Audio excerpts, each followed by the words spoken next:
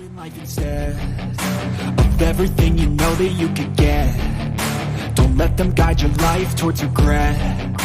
I'll fight for what I love with every breath. My past is filled with things I won't forget. I use them all to push me to my best.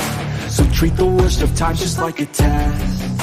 If only I could go back in time, I'd tell myself that everything will end up alright. Just push yourself, test yourself, figure out what you like, and find your limits, don't be rigid, always work towards a prime. Surround yourself with open minds, people can change your life. A few friends with intent can help you feel alive. Find a passion, take some action, and with a little time, just be patient, make a statement, try to enjoy your life.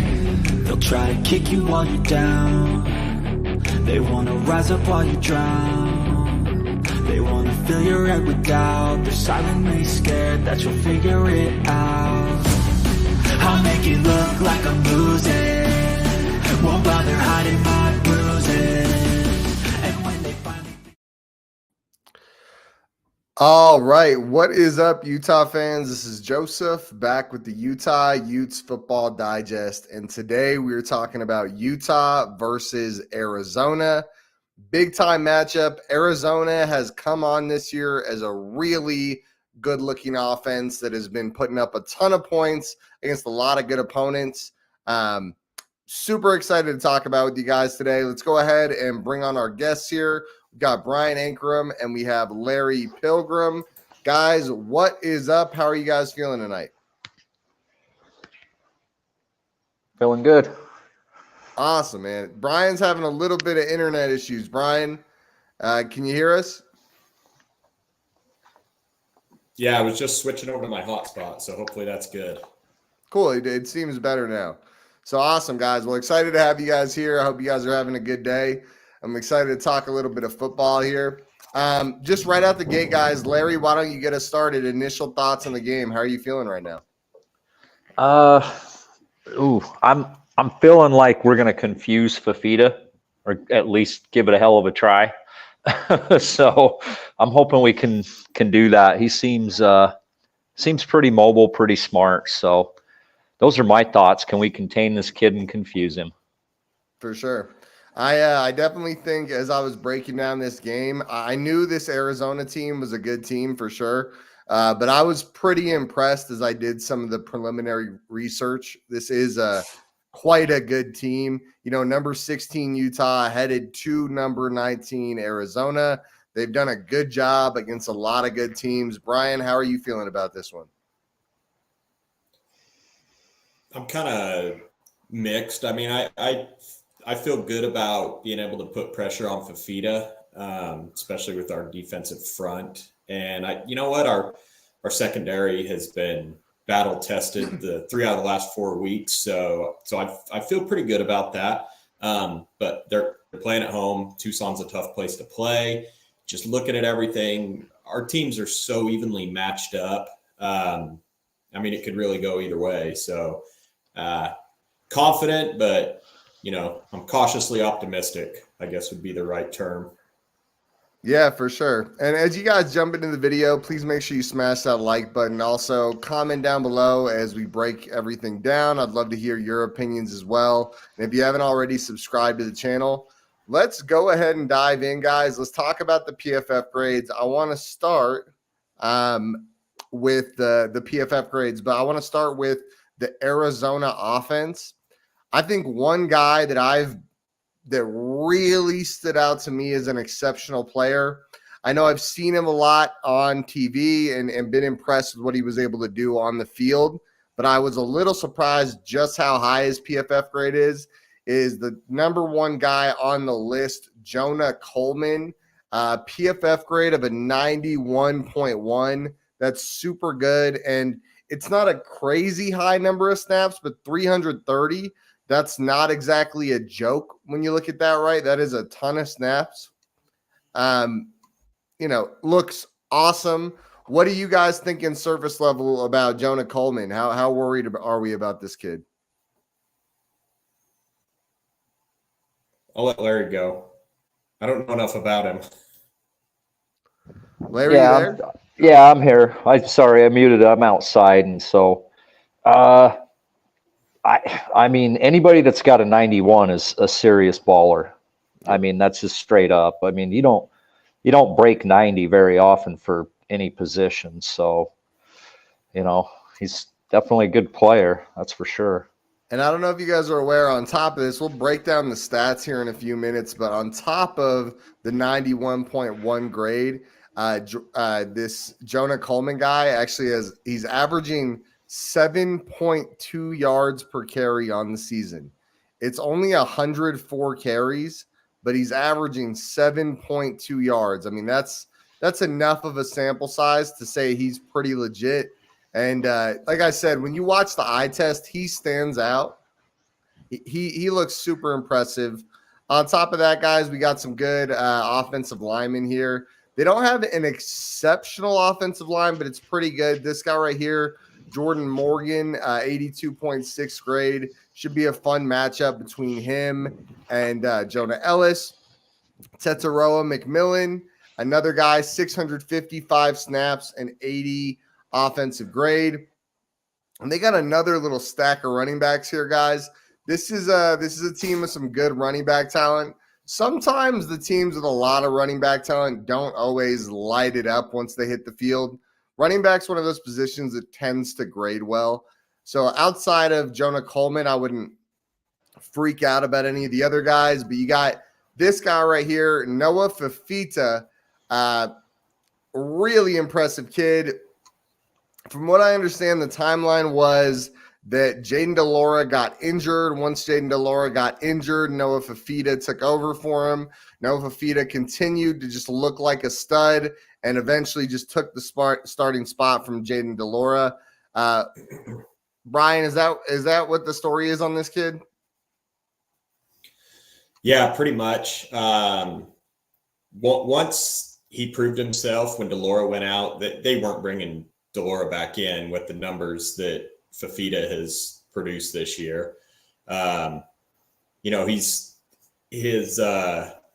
family is they're Utah Utes. Is it Steve Fafita that's his uncle, I believe. I'm not sure. I think I heard initially Noah, Utah was actually kind of a dream school, but never offered because he was kind of an undersized quarterbback. He'd be nice right now, man. He stepped up this year. He's looked great from day one. I mean, he's kind of a gunslinger with it, and throws a good ball. He's accurate, and he seems to make right decisions. I mean, he's only had 4 interceptions on the year. Pretty impressive kid, really. This is going to be, one of his toughest tests. I know they played UCLA and he played well too, and that's a really good defense. So he has played a tough D. It's, this is, I think Utah's going to come in with a different mentality again. They just tend to do that after losing a game. You saw it against Arizona State. I'm hoping they come in with that same fire burning on defense and just really put the pressure on him, because I mean he's a true freshman. So true freshmen against Utah don't fare that well, but they're not at Rice-Eccles. Yeah, that's true. We are playing away in Tucson. Larry, what can you tell us about this Noah Fafita kid? It's really crazy. I mean, to me, Noah Fafita and this whole Arizona offense is kind of USC light. Yeah. They run like really elongated passing routes, rely on their quarterback to scramble. So I think he's really good. He's not Caleb Williams. I almost feel like we're just playing a USC light, really, is what it feels like. I mean, no, it's a good point. I mean, there's a ton of similarity between USC and Arizona.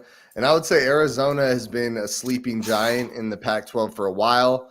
If you guys haven't been following their recruiting, they have consistently put up top of the Pac-12 or right up there in the top 3 or 4 of the Pac-12 for recruiting classes year in and year out since they got Jeb Fish. It's a squad that has been growing and been becoming great, and it's finally starting to show. I mean, if you've been paying attention, you knew it would show eventually, but They're looking good. Another guy, Jacob Cowing here. He's another wide receiver for them. Really good grade there, 70.7. Excuse me. Looks like a big-time playmaker. Outside of that, there's a lot of average to below average players on this team. They've got a good offensive line, but not an elite offensive line or anything like that. They no big weaknesses on their O-line. It's a decent crew of guys, but either way, I think it'll be a good matchup against their offense. Let's go ahead and check out their defense as well. Boom. Okay. So one thing I noticed when I was breaking them down are these DBs, guys. Martell Irby, only 241 snaps, but you look at their two corners, a 78.7 grade for Davis and a 73.1 grade for Stukes. That's probably up there with the best cornerback combo we've played all year. Those are two very, very good cornerbacks. And then, again, they have a great safety in Irby. He looks like he's a very good coverage safety as well, which is, some good and some bad. He won't be as powerful against the run, but he'll be able to cover, which could throw a wrench in there here and there. Edge rushers, another thing I noticed, a lot of good edge rushers. One thing that should give us some peace of mind is most of these guys don't have a ton of snaps. I'm guessing they're going to be running a heavy rotation of these different edge rushers coming in, but they're all pretty good. I mean, I don't think, we've had our struggles on the offensive line, so is what it is there. Brian or Larry, let's start with you this time. Anyone on their defense stand out to you?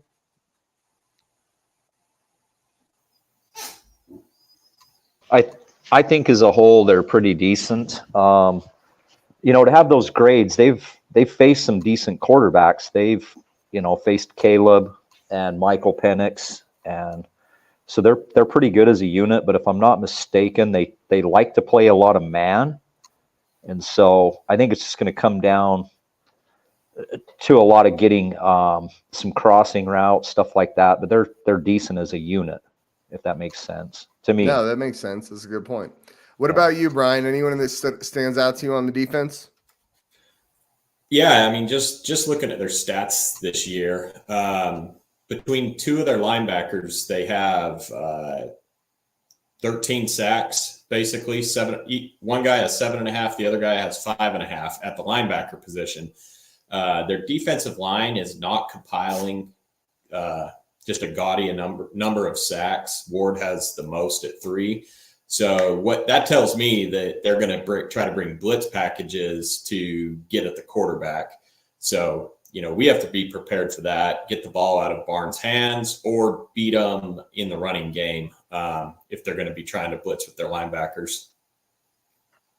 Yeah, good point. Definitely a really good linebacker crew. I didn't really mention them that much, but at least Manu's a really good linebacker. I think there's a reason Justin Flo transferred out of Oregon. Not that he sucks or anything along those lines, but I do think he was making a lot of mental mistakes, and it is actually showing in his grade this year. I believe, he's somewhere down here. 56.6. Not completely terrible, but pretty bad grade. So I would say that could be an opportunity for us to take advantage of. What'd you say? Where's Upshaw? Taylor Upshaw. Right here. He's the guy that has 7.5 Upshaw. sacks on the year. Wasn't it Manu that had the 7.5 sacks? Is that? No, he has 5.5, and Upshaw's got 7.5. So one thing I love about sacks is they can be a little misleading. You look at Upshaw here, and he's actually an edge rusher. He might be labeled as a linebacker on ESPN, but he's an edge rusher. And 59.4 grade, I wouldn't be too worried about that guy. Let's see if we can get some more info on this guy. Taylor Upshaw. I think they do rotate with a 3-3 and a 4-3 and a 4-2. Yeah, you check this out right here, guys. This is his total pressures on the year. He's not racking up a ton of total pressures. And like I was just saying, sometimes the sacks can look really good, but the player's not actually getting back there a ton. He's not a bad player, but the pressures don't match up with the high sack number. So is what it is there. Let's go ahead and move on to the Utah offense and defense. Is there anyone else you guys want to mention on the Arizona team? No, not McMillan, their receiver. Since they had Dorian Singer leave, his production has went down quite a bit. So he's not as scary when there's not a tandem. So. Yeah, this team looked nasty. You guys, I feel like last year before Dorian Singer transferred, you were really worried about this crew. And then when he transferred, it got a little lighter. Weird enough, Noah Fifita is playing better than Delora. But really, when I was breaking down the numbers, I thought Noah Fifita was playing a lot better than Delora. But it looks like he's really only playing maybe a little better than Delora, if not equal. Did you guys notice that when you were looking at it? There wasn't much difference between the two guys. Jaden Delora is good, though. Cool. All right, let's go ahead and take a look at the Utah team.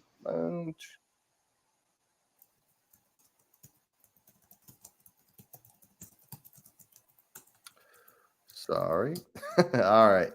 Utah Utes, let's check it out. On our defense, I want to point someone out, guys. He's a guy I gave a shout out to last week.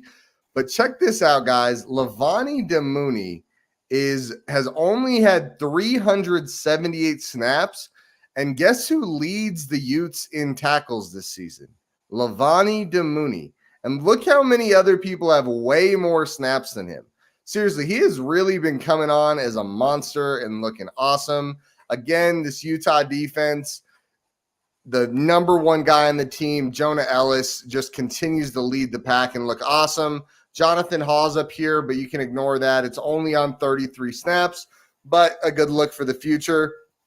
Anyone you guys want to mention? Brian, let's start with you. Who on this Utah defense is standing out to you? Yeah, I mean, Demooney has really stepped up in Lander Barton's absence. He kind of brought that intensity and that flying all over the field over from where he was at Stanford, leading the team last year in tackles over there. So I'm not surprised that, I think he's kind of getting himself worked into this system now, and which is why he's looking better in the second half of the season than he did the first half, which he didn't look bad in the first half. But, we have our normal crew, Ellis, Bishop, Vaki. Vaki continues to impress defensively.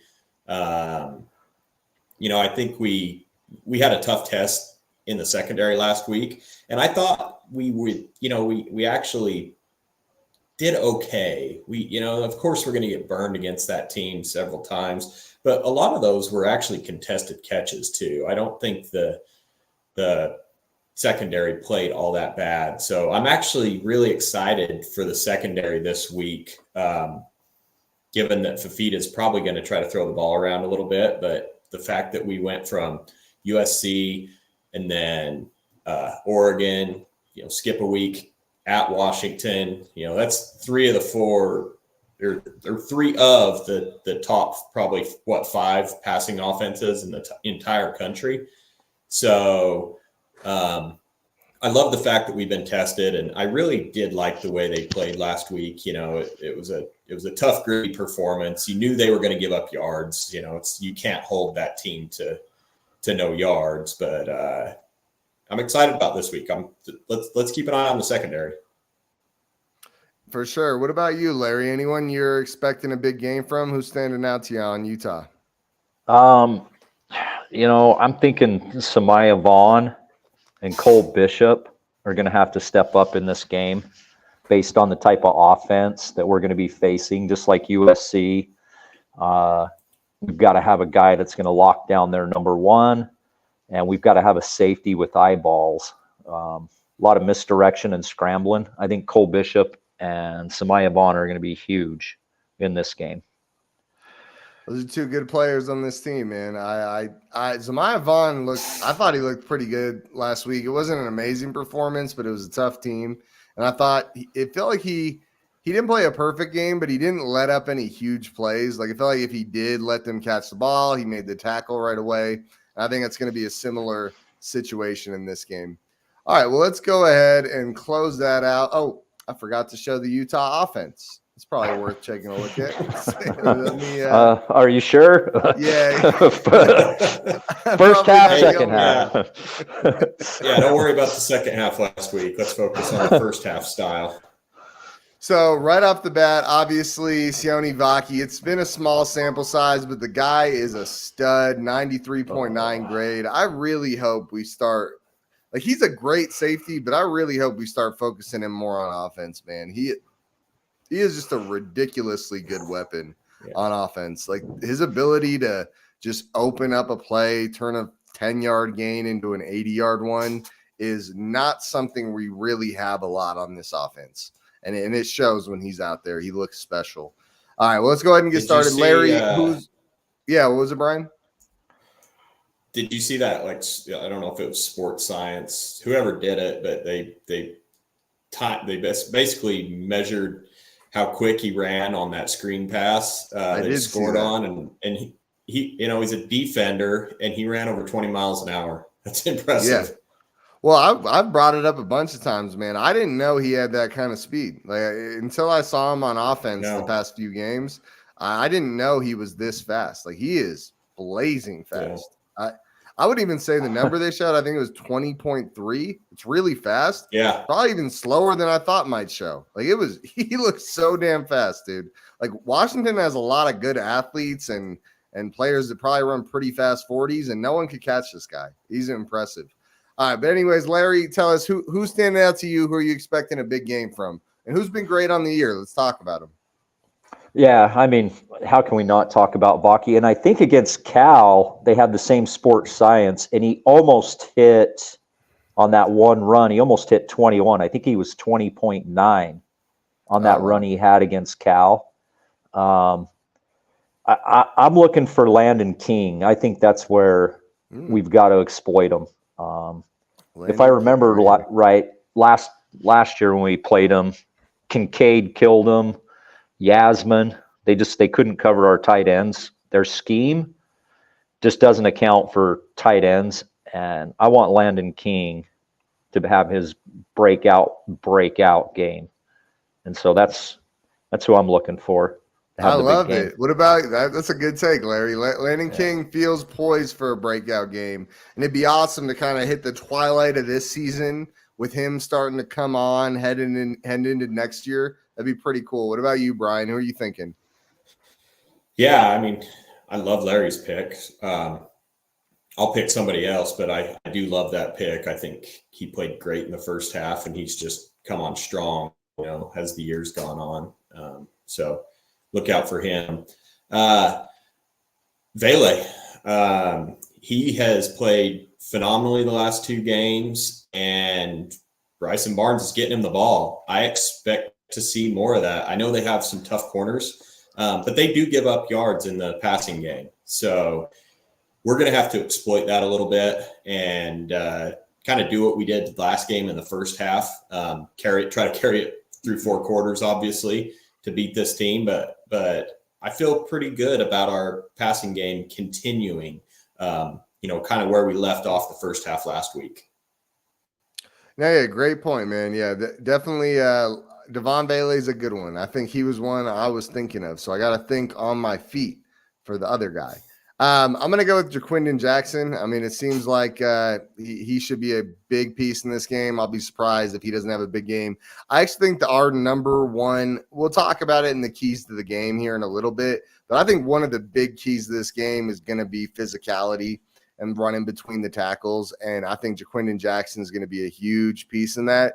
This team is very athletic. I mentioned it earlier. A lot of 4-star talent, a lot of high-end 3-stars. I think they might even have some 5-stars. I'm not positive off the top of my head. Okay, so no 5-stars, but a lot of 4-stars on this team, a lot of talent on this team. And my thing is just where I think we can beat them pretty soundly is when it comes to the muscle. Like the big dogs that can move people. That's where I think I'll talk more about it later, but I think that's going to be a huge key. And Jaquindon Jackson, who's been outside of Vaki, who has a much smaller sample size than Jaquindon, has been the guy on this offense pretty clearly this year. All right, so that's that. Let's take a look at some stats, guys. Let's dive in right out the gate. Let's look at Utah, the Utah offense, because we were just talking about it. So boom.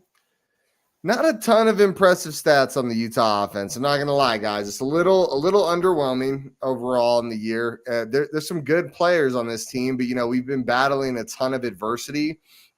I think for me, I'm actually gonna follow up and go with the same guy here, Jaquindon Jackson, a super impressive player for Utah this year. 122 carries, 627 yards, 4 touchdowns on 122 carries. Averaging 5.1 yards per carry, in my opinion, is pretty damn impressive. I think the kid's a stud. I think he's a monster. Is Vaki on here? Oh, yeah. Vaki's on here. 31 carries, 7.7 yards per carry. Again, it is a very small sample size, but still super impressive. Let's look at some of the guys that you guys were talking about. Brian, you were talking about Vele. Let's pull him up here. So 34 receptions, 482 yards and 2 touchdowns. When I was breaking down the stats before this game, Brian, I was noticing, kind of quietly, Vele's averaged almost 50 yards a game. It hasn't felt that way. It's felt like, it's been a few big games recently, but I would say his season's going definitely way better than it was 4 or 5 games ago. You have a stat prediction for Vele at all on this one, Brian? I think he goes over 100 yards again. 100. I love it. All right, Larry, what about you with Landon King? I think Landon King's going to get probably about six balls for about 85 yards and 2 touchdowns and about 30 yards of rushing. I think he's going to break 100 all around. All right, so you think he's going to double his season receiving yardage here, huh? Yeah. Dude, I love it. Bold prediction. I like it though, man. That's great stuff, Larry. All right, and then let's take a look at the Utah defense. There's not many people that are going to overcome the impressive stats that Jonah Ellis has. 12 sacks on the year. I think when I look at this, as impressive as Jonah Ellis has been, it is a little underwhelming to see the rest of the guys not putting up big sack numbers. It also kind of makes me a little sad when I look at how good of a season Logan Fano was tracking for, and it kind of got stolen from him. He really looked awesome, guys. Anyone on defense you guys see here that you want to shout out? No, I think we're pretty good. I wish Landon. Boy, we missed him. I wish he was here. Yeah, I just think the whole defensive line as a group is really going to have to step up this week, because we do have the ability to put pressure on Fafita. They give up quite a few sacks on the year, averaging a couple a game, almost 3 per game their last 3 games alone. So it's an area we can get after them, and we need to. That's always, all year it's kind of been a key to the game. If you're to ask us what our keys to the game are, that's pretty much what everybody says with this Utah football team, is put pressure on the quarterback. So I think they're going to step up this week. They played a really, really good offensive line last week. So this might be a little bit of a reprieve for them. All right, man. Well, let's move on to talking about the Arizona Wildcats. Right out the gate, Noah Fafita, 1,700 passing yards, and it doesn't say his total number of games played right here, but he did not play all year. He has been a guy that stepped in. 73.7% completion percentage. That's super high, and that's in an offense that really likes to air out the ball. That's not exactly like an offense that's like a pro style, a lot of dump offs. Like he's throwing it. That's a real 73.7% completion percentage. And like Brian mentioned earlier, this is a true freshman. This kid's coming out here looking awesome. 16 touchdowns, 4 picks, a guy that we are definitely going to have to keep our eyes on. But the most impressive player on this team is, I forget what his first name is, but Coleman. I think it's Jonah off the top of my head. But Coleman, guys, That's pretty wild. Can you guys think of any other running backs in the country that are over 100 carries and over 7.5 yards a carry? I mean, that's pretty damn impressive. Anyone else you see on here, Brian, that you want to give a shout out to? Yeah, we're going to have to really be careful with Jacob Cowing. That kid has been a phenomenal receiver every game I've watched him play, against some tough competition. So he can make plays, and he's good after the catch. So, between him and McMillan, our DBs, our corners are going to have their hands full. There's no doubt. For sure. No, I agree. And McMillan's the one for the receivers that really stands out to me, man. Almost 1,000 yards on the year. I'm pretty impressed there. But you're right. Cowing's really good. Honestly, this whole receiving core with him, Singer, and Cowing and McMillan last year, such an impressive crew. I really, what could have been had Singer stayed here. What about you, Larry? Anyone else you want to point out? No, yeah, McMillan's probably their biggest threat. In my opinion, Coleman, I'm not sure how to take him because I know they played USC, and so without going through his game logs, Colorado and USC are pretty bad run defenses. So I'm not sure where he got those yards. Are you looking that up? I can tell you real quick. I got it. Yeah, so he actually had 11 carries for 179 yards against Colorado. So there's 11 carries for 170. Yeah. Okay, so he may be average. 11 carries and for 170. Yeah. And he had 22 carries for 143 yards against USC. See, so he's gotten almost half of his yardage from 2 games, which he could just be kind of normal average. But he's still, I mean, that's still pretty good. I would say the eye test does play out. I don't know if he's as good as the 7.7 yards per carry says, but when you watch him, he is quick and he's very physical. He does look good. I would say, like, this isn't just the stats. I've watched him and he does look good. All right. And I think the best comparison would probably be against UCLA, where he had 17 carries for 77, 4.5 yards a carry. And then against Oregon State, he had 11 for 55, 5 yards a carry. That's probably, more on the lines of what we're going to see on Saturday. Yeah, he's good. My only thing about pointing him out was that this is a player that can be a game breaker if we don't address him. Right. All right. Well, I don't want to spend too much more time talking about stats. Let's move on to the fun stuff, guys. Let's talk about the Utah versus Arizona game. Let's talk about the keys to the game. Brian, why don't you go ahead and get us started on this one? What are the keys to the game if Utah wants to pull this one off? So I already mentioned one of them, and I've said it basically every week, and that's, get pressure on Noah Fafita, make him become a true freshman. I mean, honestly, make him make mistakes. It's very doable. He likes to throw the ball. I think he's gotten very comfortable with his arm talent as well. He doesn't run the ball that much, so I think he has 2 yards on the season. Take away the sacks, obviously, but so that's sack imputed. So 2 yards total. He's going to look to throw it, and he's going to, possibly make a mistake. Obviously, he doesn't make that many. He's thrown 4 interceptions all year, but you get in his face, I think we could really see that change. Offensively, we're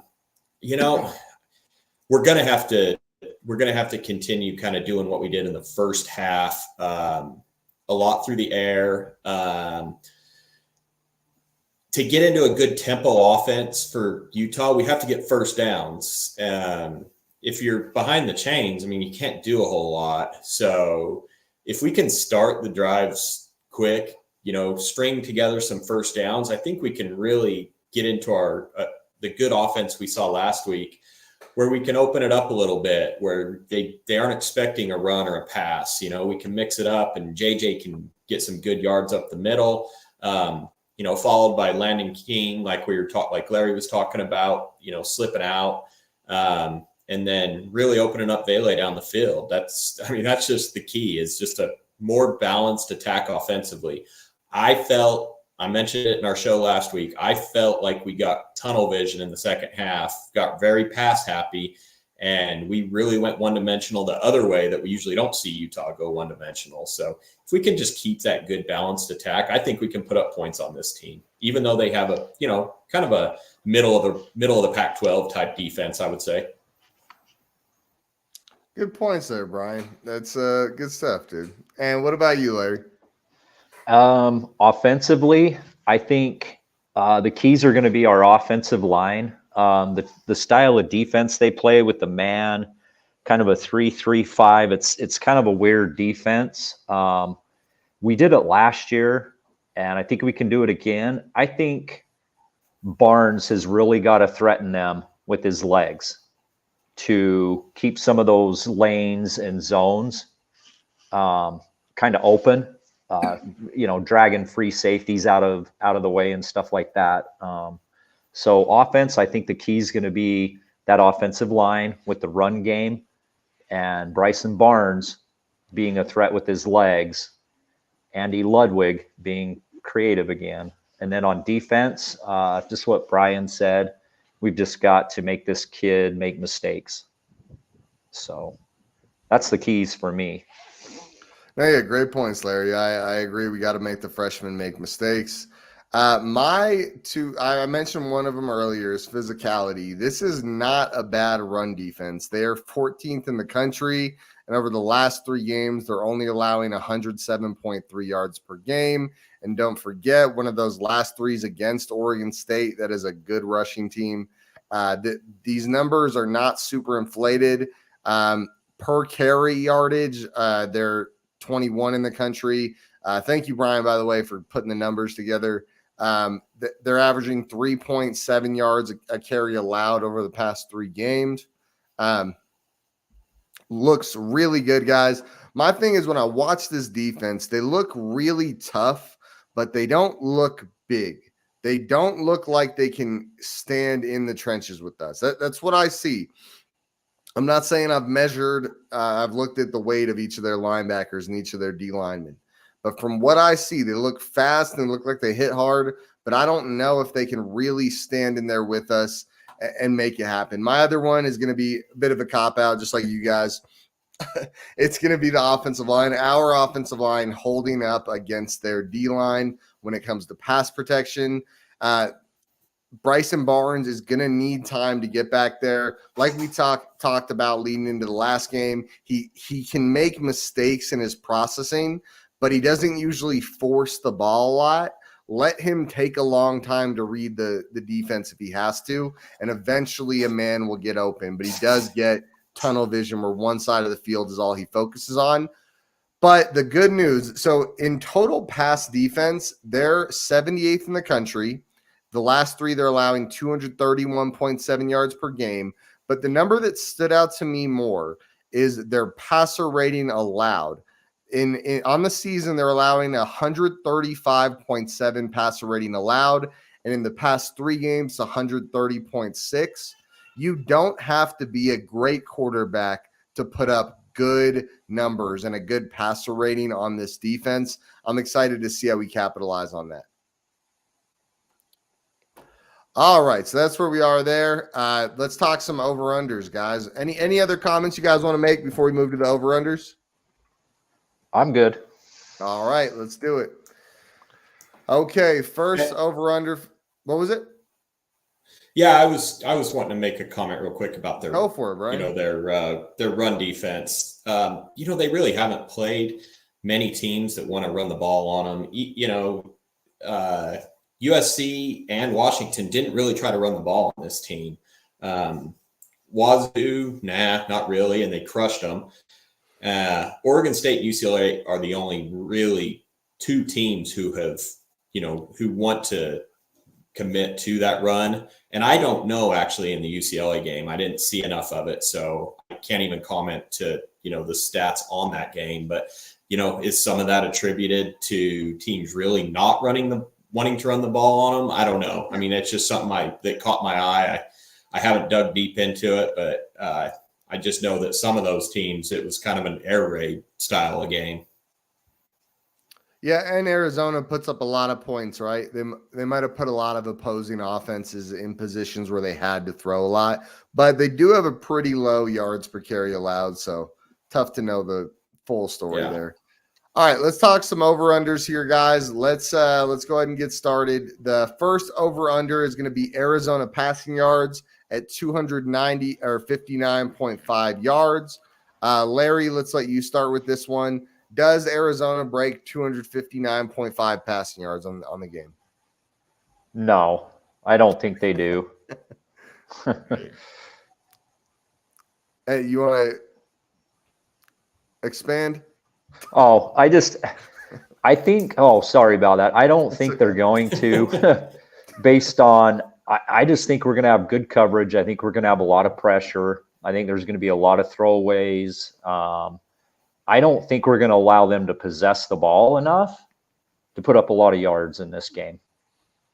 Cool. Larry, Brian, what about you, man? 259.5 passing yards for Arizona. I'm going to go under as well. Similar comments as Larry had. I think the pressure is going to get to him. I told you, I really like our DBs and the safety group this week.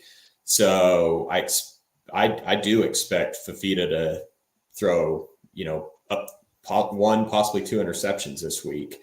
Plus, if Caleb Williams and USC's offense, Caleb Williams had 254 yards. He's not going to throw more than Caleb Williams, I don't think, against this Utah defense.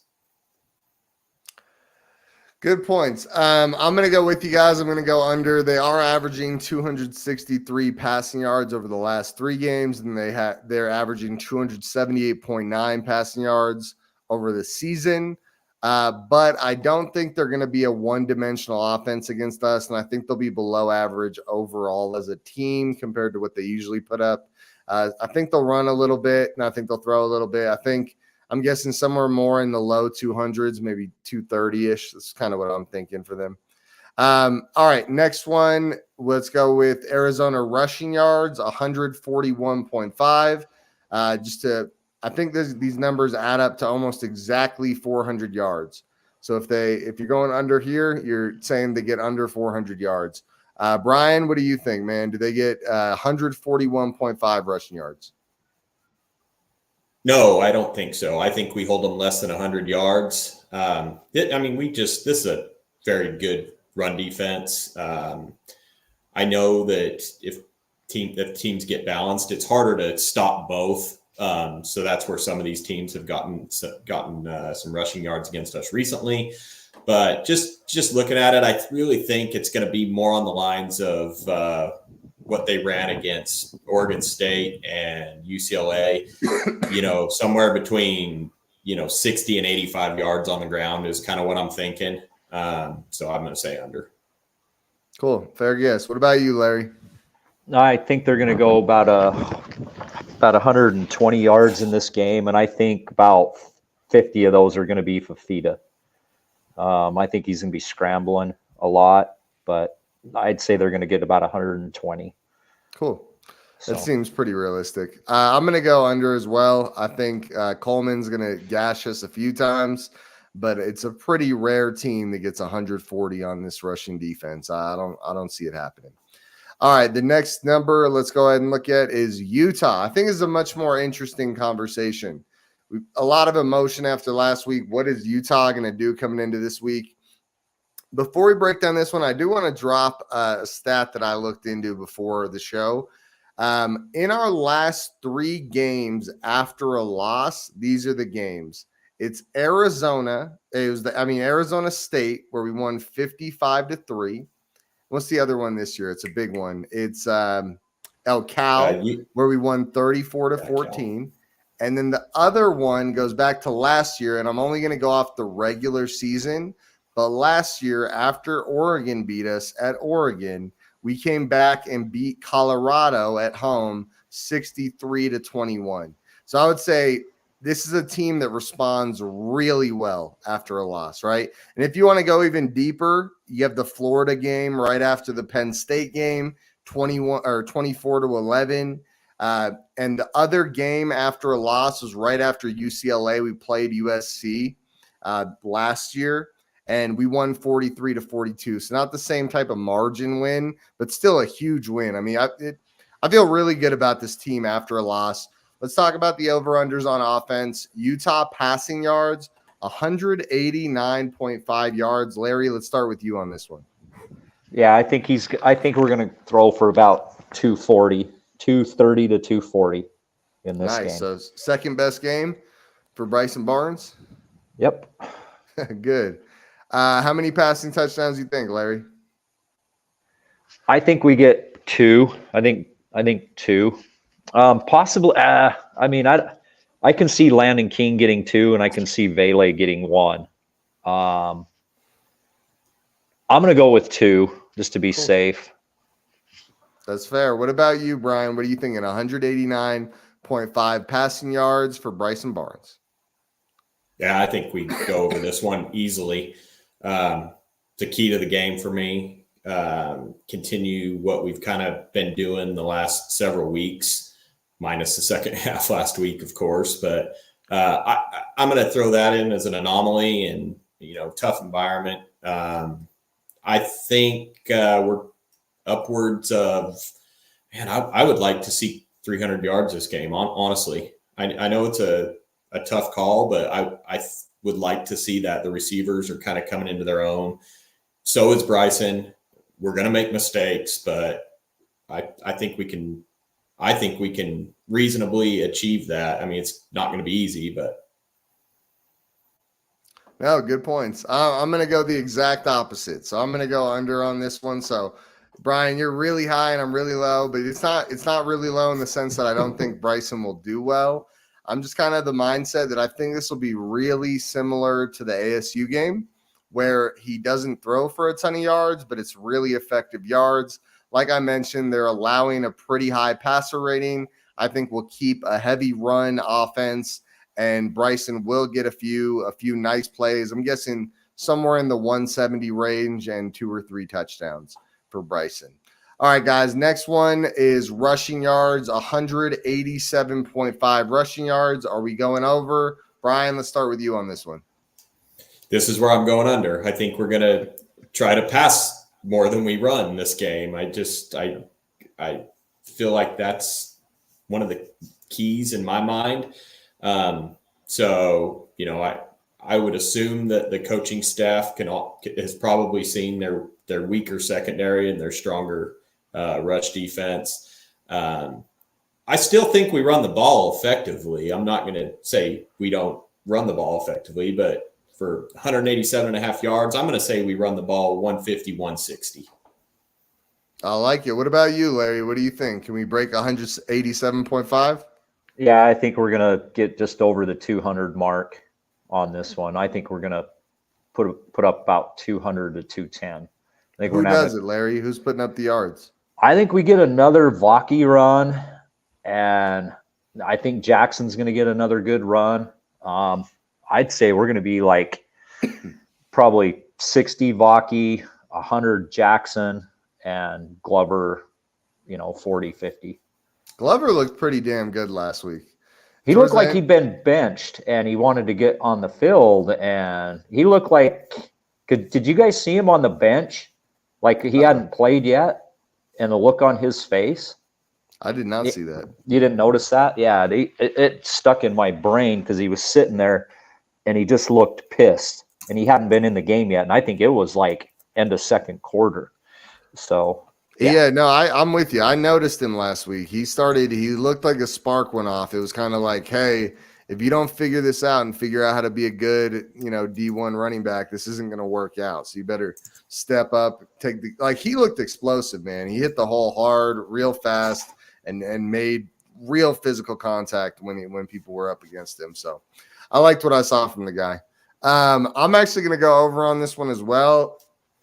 Actually, I'm a more confident over on this one. I think, like you mentioned earlier, Brian, this is a team that had played some not so great rushing offenses recently, and it could be bolstering their numbers on their rush defense.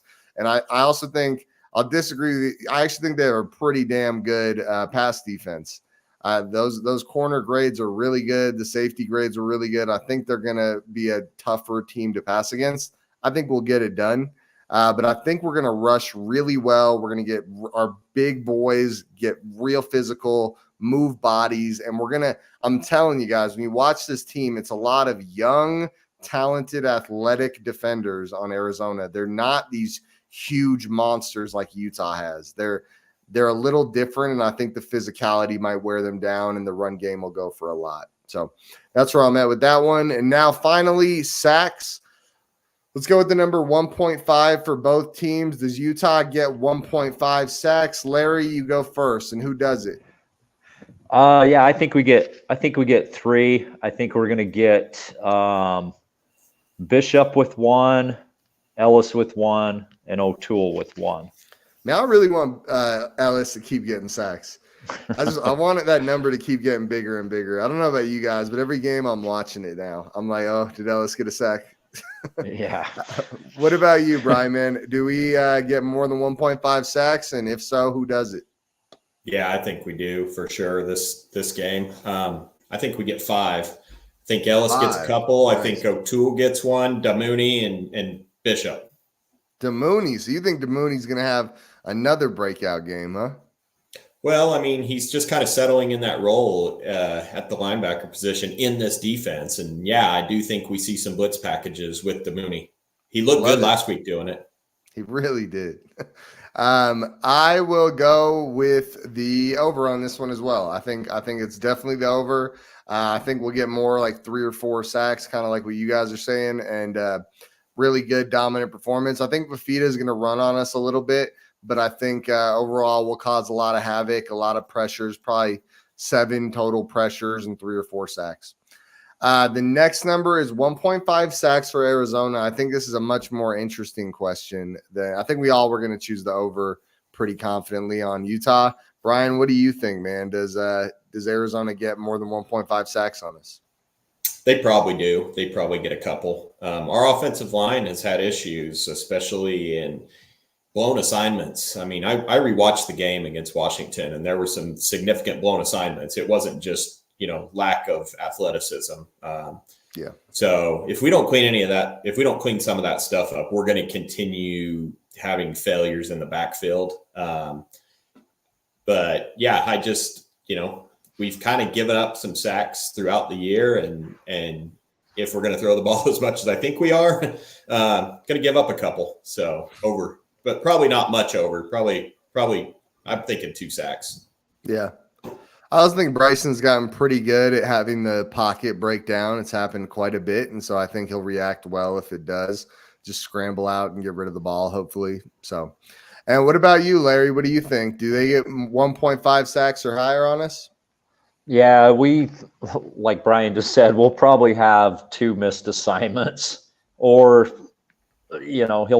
Bryson will run into a defender, not expecting him to be there, kind of thing. Fumble?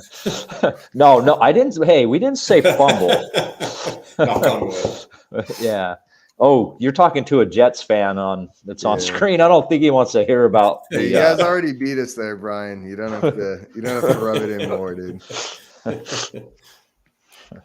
Over. Yeah. And I feel bad for that. It's just quick comment. I feel bad for that Jets defense. Heck of a defense with just a rough offense, dude. Anyways, though, so I'm going to go over as well. I think our offensive line has looked suspect at times this season, and the last game looked really suspect in pass blocking. A lot of blown assignments. And you're right, Brian. We've recruited really well on the offensive line over the past few years. I'm not sure why it's not working out on the field. It's a little confusing. And I'd say, I mentioned Jim Harding as a guy that's, very highly touted guy. Hopefully he figures out what's going on in there, because next year should be a huge year for us. And I would hate to think that the offensive line just not clicking again is the reason we, are up and down. Because don't forget, even last year, a lot of it was Cam scrambling for his life and being Superman every few plays to get it done. So hopefully we figure that out. David Tolman, let's go Utah. I agree, David. Let's go Utah. All right, guys. And any more over-unders? Did we go through them all? Yeah, that's it, guys. Why don't we talk about the coaching carousel? I know that's a pretty cool topic right now. I'll just throw out a question to you guys. So first off, does Chip Kelly get fired at UCLA before the season's over? And on top of that, who do you guys think is the guy to replace him? Brian, you can go first. I mean, it kind of sounds like he's going to. I wouldn't have expected that before I saw some rumors floating around starting today. I don't know if it's deserved necessarily. They're kind of in a down cycle offensively, but he's just recruited a 5-star quarterback to the team. He's a true freshman. So, I mean, I don't know.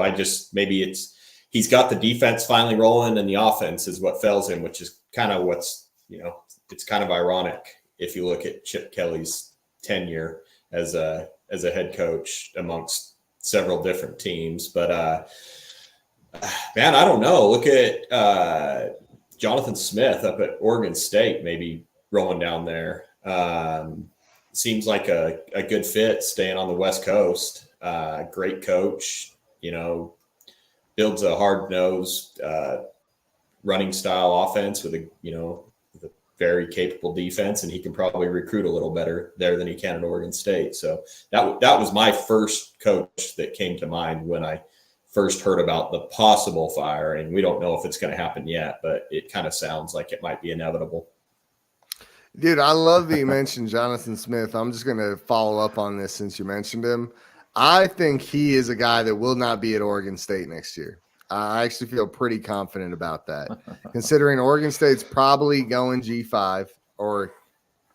If they don't, I'd be shocked. I don't even see how that would happen. But I think Jonathan Smith, it's funny, he's not getting a ton of mention, but I think he's going to get one of the big jobs. So if UCLA is open, that's one he could get. I think he's in the running for Texas A&M, dude.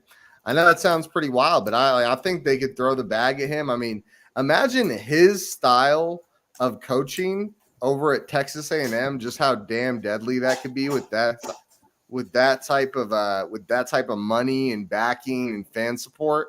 I actually think this whole Oregon State situation is going to work out really well for Jonathan Smith. So I'm excited to see where that guy winds up.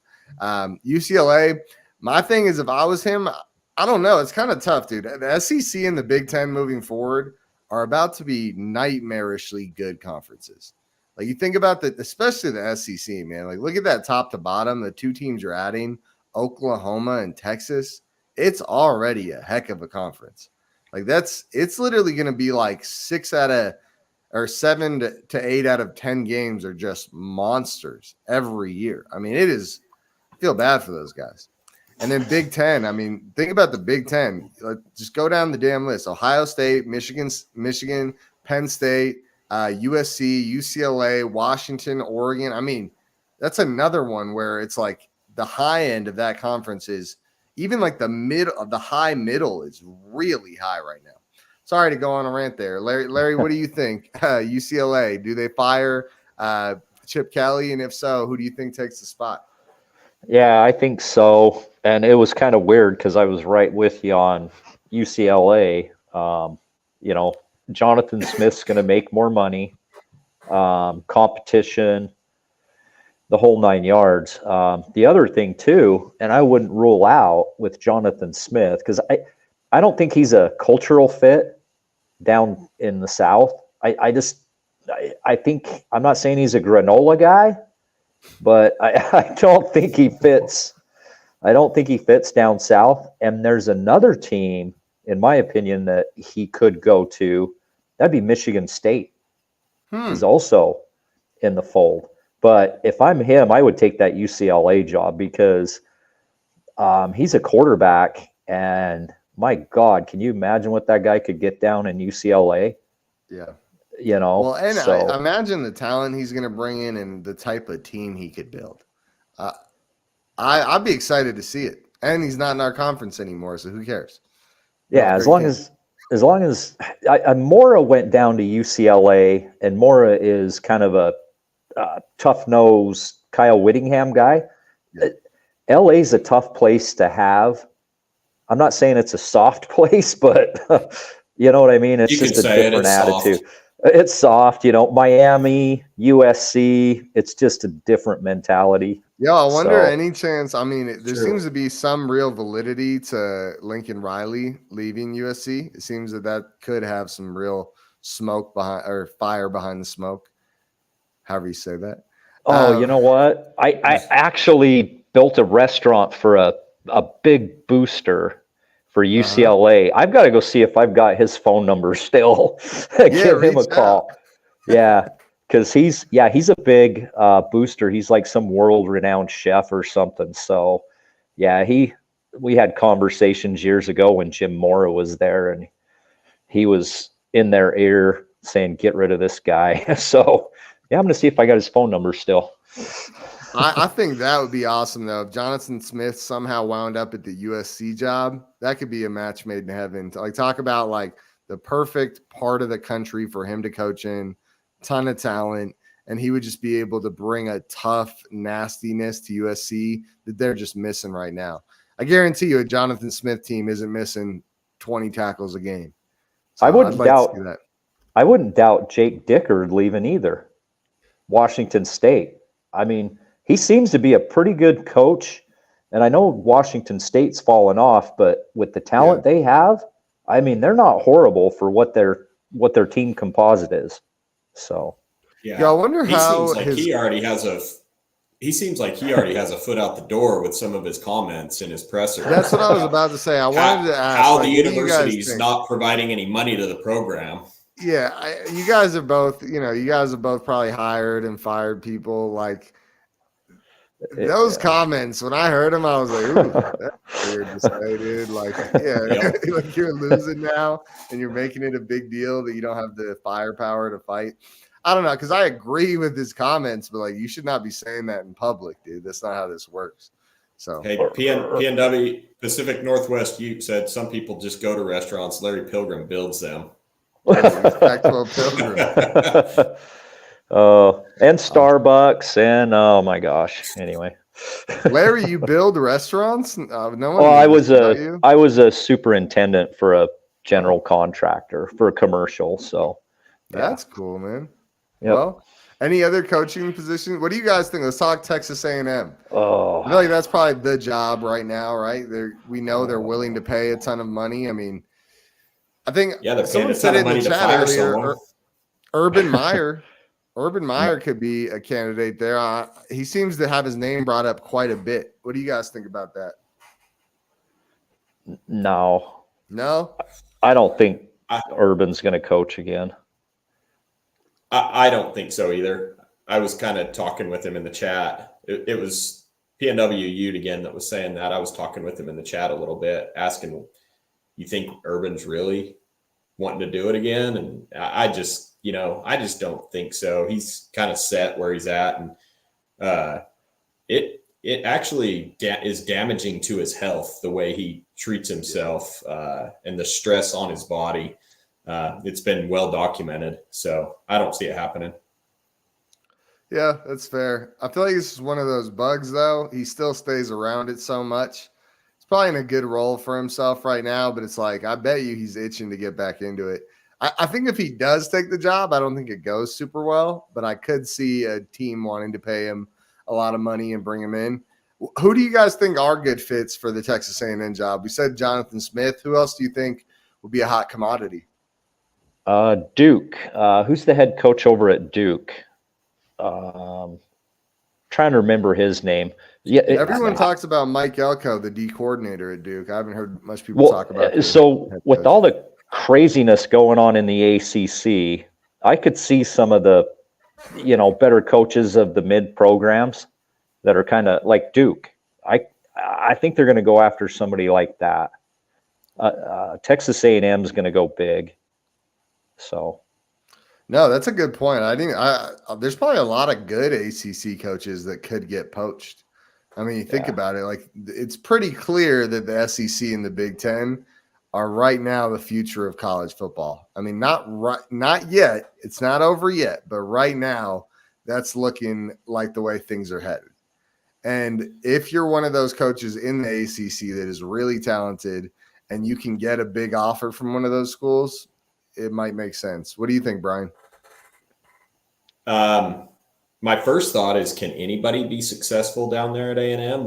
They've had like 2 10-win teams since 1992. Are they all school? No, but they're a cult. So like they don't have cheerleaders. They have whatever those guys are. Yeah, they have their yell leaders that do the midnight yell. It's just they do some really weird stuff. And I've been down in Texas. I've got a bunch of friends that are diehard A&M guys, so I can rag on them a little bit. But they just, I don't know, something about that culture down there that is not jiving with football, because they had the number 1 recruiting class in the country or in history of college football 2 years ago, and couldn't put anything together. Guys left, and now Jimbo's fired. So, I mean, what else do you do down there? Didn't they have multiple number 1 classes? Well, they had multiple number 1 class, but they had the overall top recruiting class in the history of college football. Oh yeah. So they've been been top 5 for a minute. Yeah. It's weird they're not better. But I think that's like kind of how Utah, like we don't get the best recruits in the country, but when it comes to the best recruits for us, we do get them.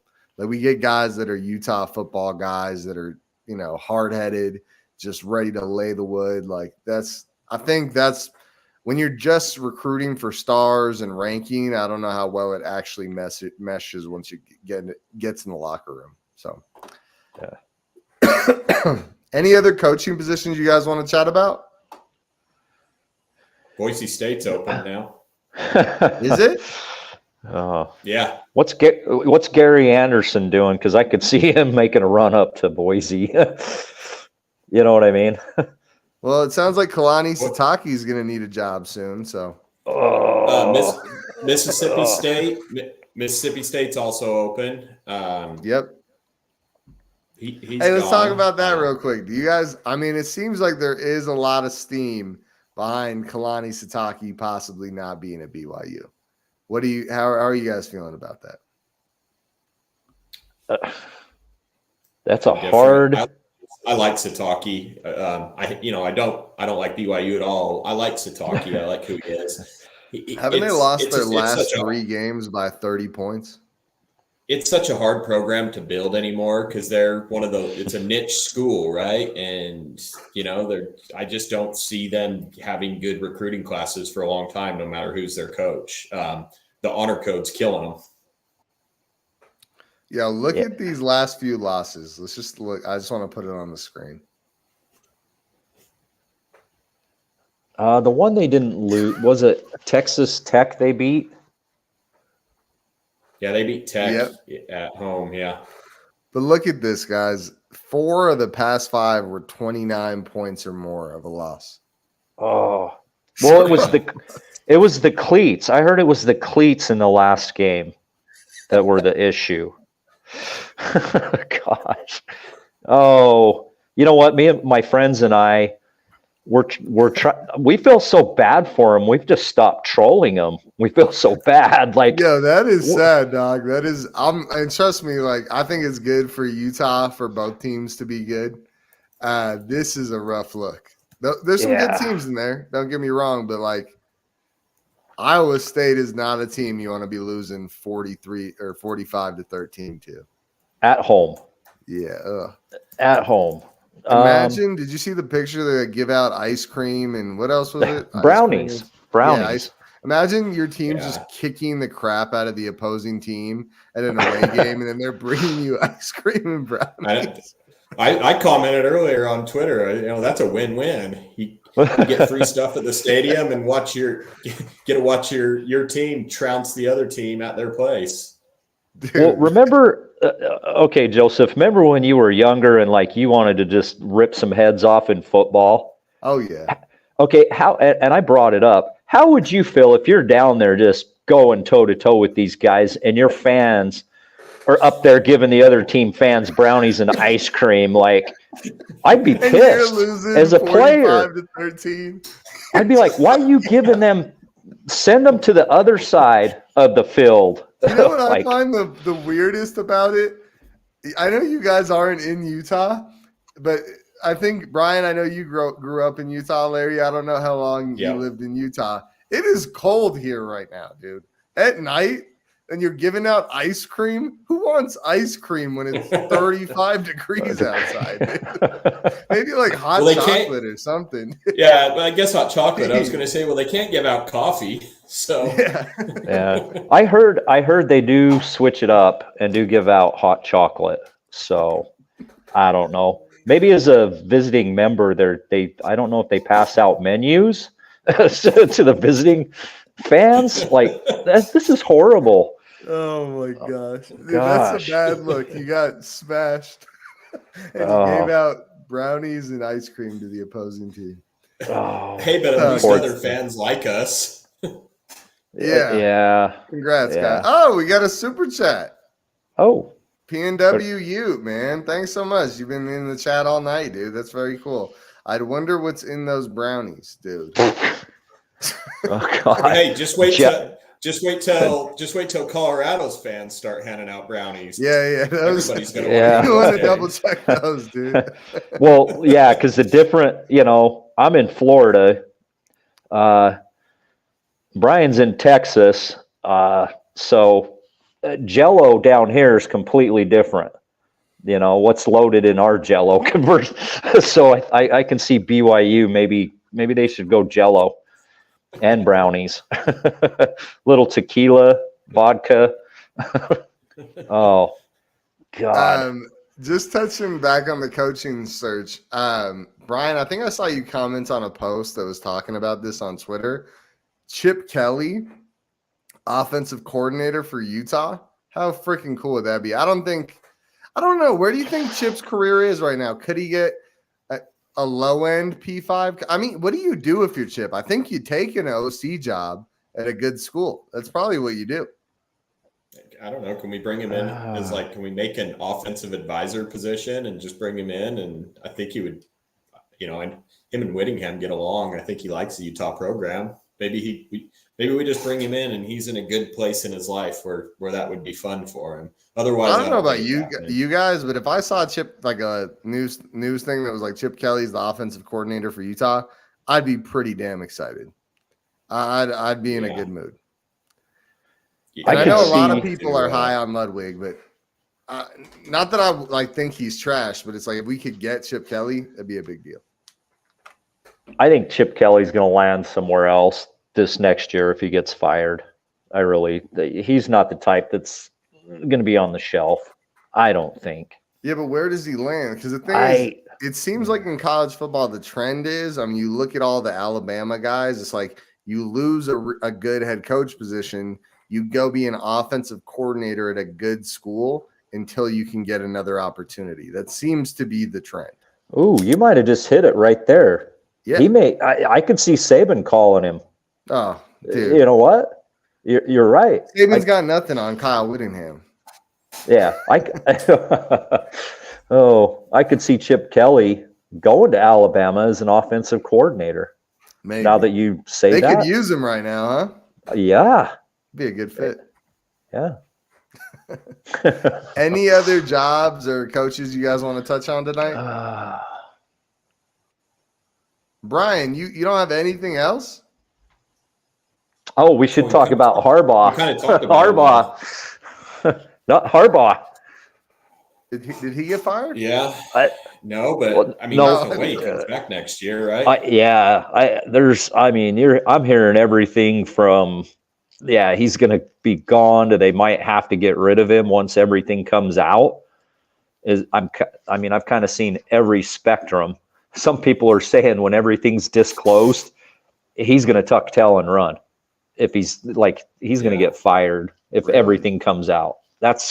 I've heard from a few people. Yeah. He totally knew what the hell was going on. He also started off the year, suspended 4 games for buying a kid a hamburger. That one was kind of a weird deal. I don't understand that. And now It does this, and feel now like he's suspended again. It does feel I like could the just see him NCAA has saying, targeted Jim Harbaugh. It's because Like he they are, lied. yeah. It's because he They, lied to him they're about on it. him. Yeah. I I hate the could NCAA, just to I be could real see about him it. saying, "Screw this! I'm going back to the NFL. Raiders probably have a job opening. I'm a Raider fan. I wouldn't hate it if Jim Harbaugh came and coached the Raiders. So I just think he might want to be getting back into the NFL after everything that he's gone through, especially this year." What do you guys think about Michigan State and Northwestern? Are those attractive jobs at all? I feel like Michigan State went from a really attractive job 2-3 years ago to now just looking not very good at all. I mean, where are your guys' minds at on those two? I like Michigan State. I think Northwestern's just a tough place. It's kind of like one of those Stanford schools, really high academic, hard to get in. You got to recruit the select type of individual to play there. So they can kind of go up and down a little bit. Michigan State, I think they could be really good again if they just get the right coach in and can pull in the right recruits. And they're in the Big Ten. I mean, both teams are, but Michigan State is right up there. Right up there in the state of Michigan. A lot of great players come out of there. Dante Moore was a Detroit kid. He went to UCLA. They're missing out on some people, and I think they could be right back in the swing of things in a few years with a good hire and some good recruiting classes. Yeah, What do you Michigan. think, Larry? Yeah, Michigan State's actually a pretty good job. From what I gather, they've obviously got a lot of financial support, boosters, and they've got the clout. I think Michigan State's, be honest, I think Michigan State would be a better job than Texas A&M mentally. Wow. I that's what I think. I think, they're not equivalent, but they are. I just think it would be a lot easier at Michigan State. You got resources. Yeah. It's just who they going to get? You need a recruiter. Yeah. You need a recruiter. I don't know about you guys, but maybe I'm just a coward, but I would not want to coach in one of those conferences right now. I'm serious. It is like that climb up that hill is going to be a rough go. If you take a team like Michigan State, how long do you sign that contract for that keeps your rebuild timeline intact? Like you'd want one of those Jimbo Fisher. I mean, nobody gets that Jimbo Fisher contract, but it's like, hey, like you guys are going to owe me $20 million if you fire me within 3 years. Because that climb in either of those conferences is about to be a rough go. Like even if you take the Texas A&M job, which has a ton of talent, like we were just talking about how they might not be meshing well. You're probably going to have to take a lot of people out of that locker room before it gets good again. Do you think Jimbo intentionally sucked to just get, go retire on a yacht somewhere with 70 mil? Maybe. I don't know. I mean, if I was at work and I knew all I had to do was just a few things wrong to collect a lifetime's worth of like retirement money, there's more incentive to be bad than good. Yeah, that's a good point. I didn't even think of that. Like Brian, like it got brought up, $77 million. You're getting paid $77 million to suck at your job. Who wouldn't get in line? I would. Dude, I'll take it. Yeah. Give me that golden parachute all day long. I do think, though, you've reached a certain level of money, right, where you're not that concerned about money anymore, and you're more concerned about your legacy, right? Yeah. Like on a real note, I don't think, just like what's his name, Scott Frost at Nebraska, it was like that was really embarrassing for him, right? Like he got paid a ton of money. Like for us, we'd be ecstatic to get the money, but for him, it's like he already has the money. He doesn't want his life is different now. I'm sure, not to get too sad, but and that was like water. Yeah. It's like what he thought his legacy was going to be and what it is now is very different. Like he has a ton of money, but the difference in 5 million and 50 million isn't that big in actual quality of life, So, yeah. I got too melodramatic there. Sorry. No, you're good. All right, guys, It's we true. good tonight, or anything else we want to talk about? No, what was it? There was something I was gonna bring up, but I can't remember. Probably not that important. Oh, Weddle got his high school team in San Diego to the state final. Not, I don't know if his finals, but he got his in his first year I'll look to it the up. yeah. I saw him on some podcast. Oh yeah, yeah. Where he was talking about. Hang 50 on Colorado. Oh, he was talking about Colorado. He was talking about Dion. Yeah. Yeah, but he's getting a lot of love right now for his high school team that he's coaching. So Do you think he's just getting a lot of that experience in the coaching world down there in Southern California and kind of get a footprint so that he can then come up and be Scally's DC when Witt retires? he's in California. I've been in Florida for 3 years. Utah's beautiful, but I wear shorts 10 months out of the year, man. So I wouldn't go back. Neither would Weddle. Man.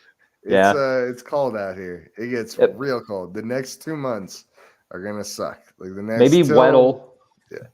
can help send some recruits to the U though, as a Yeah. high school coach. Yeah. So Yeah. It doesn't say. I'm trying to find it. I typed in Rancho Bernardo High School. I can't really find how far they went. So if you guys see it, let me know. All right, guys. Well, I'm going to get out of here for the night. This was fun, guys. Thanks so much.